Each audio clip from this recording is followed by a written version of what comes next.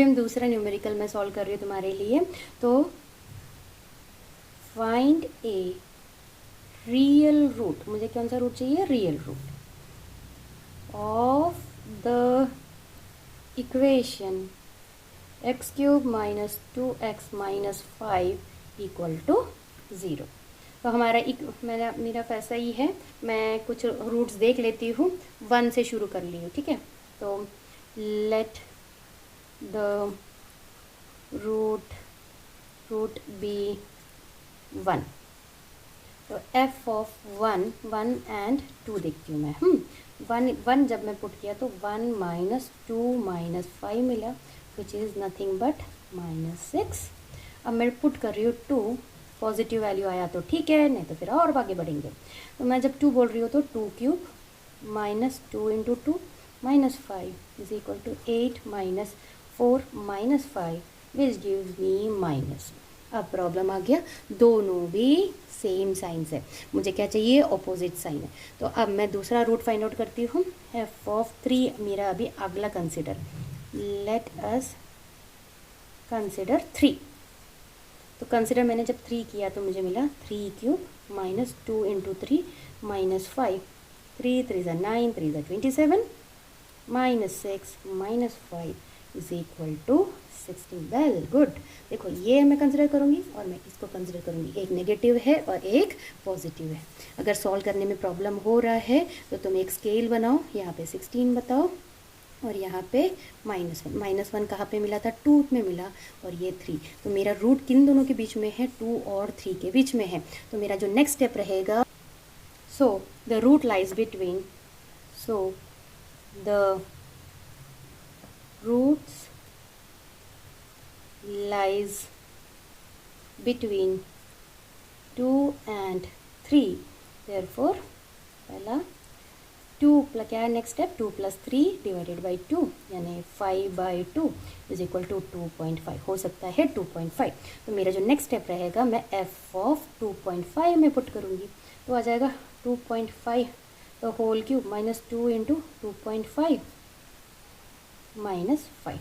जब तुम इसे सॉल्व करोगे तो तुम्हें मिलेगा 5.625। पहले 16 था, अभी ये श्रिंक होके 5.625। तो अभी मेरा, अब मैं यहाँ आ गई हूँ 5.625, कहाँ पे? 2.5। तो अभी मेरा देखो, अभी 5.625 यहाँ पे आ गया। तो अब मेरा रूट किन दोनों के बीच में? 2 और 2.5 के बीच में है। तो चेंज करो 2 और 2.5 के बीच में। So the roots lies between x1 is equal to 2 plus 2.5 divided by 2, 2.25, ठीक है। तो अब मेरा वही है f ऑफ, उसके लिए मैं चेक करती हूँ 2.25 के लिए। तो मुझे मिल रहा है, मैं जब सॉल्व कर लेती हूँ, मुझे मिल रहा है 1.890625। अब 1.89 यानी यहाँ पे मैंने पास में आ रहा 1.89 आ गया, किसके लिए आया है? 2.25 के लिए। तो अब मेरा रूट किसके बीच में है? So the roots lies between 2 and 2.25। तो आएगा हमारा next x2 is equal to 2 plus 2.25 upon 2 is equal to 2.125। तो मैं जब उसको पुट कर रही हूँ अपनी इक्वेशन f ऑफ 2.125, मुझे ये दे रहा है 1.1757 1.1757। अब 1.17 यहाँ पे आ गया और ये है 2.125। अब मेरा रूट किन दोनों के बीच में? 2 और 2.125 के बीच में है। Therefore, the roots lies between 2 and 2.125. Therefore, x3 is equal to 2.125 plus 2 upon 2, ये आ जाएगा 2.06। अब हमारी नेक्स्ट ड्यूटी है f ऑफ 2.06 पुट कर रही हूँ। तो मुझे इक्वेशन मिल रहा है, सॉल्व करो, 0.3 3513 मिल रहा है। अब देखो अभी तक पॉजिटिव चल रहा था, वो सडनली नेगेटिव में आ गया है। तो अभी हमारा जो रूट है वो लाई होगा किन दोनों के बीच में, 2.0625। इसे और सॉल्व करेंगे, ये शायद ये आ रहा है 25।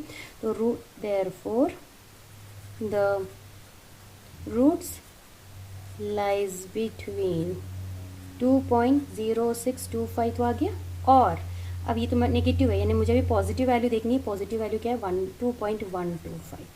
देयरफॉर हमारा जो नेक्स्ट स्टेप रहेगा, x4 वाला मैं फाइंड आउट कर रही हूँ, 2.0625 प्लस 2.125 डिवाइडेड बाई 2, तो मुझे ये दे रहा है 2.09375। तो ये मैं अभी फिर से पुट करूँगी, एफ ऑफ 2.09375 जब मैं पुट करूँगी तो मुझे आंसर है। हमें कब तक आगे बढ़ना है, जब तक मेरे को 2 डिजिट पॉइंट के बाद और 2 डिजिट ज़ीरो नहीं आता, तब तक मुझे तुम्हें परफेक्ट ज़ीरो बहुत देर के बाद मिलेगा। तो एग्ज़ाम में एटलीस्ट 2 डिजिट तक तुम्हें आगे बढ़ना है ज़ीरो तक देखने के लिए। सो आई होप तुम्हें समझ में आ गया है। थैंक यू बच्चों।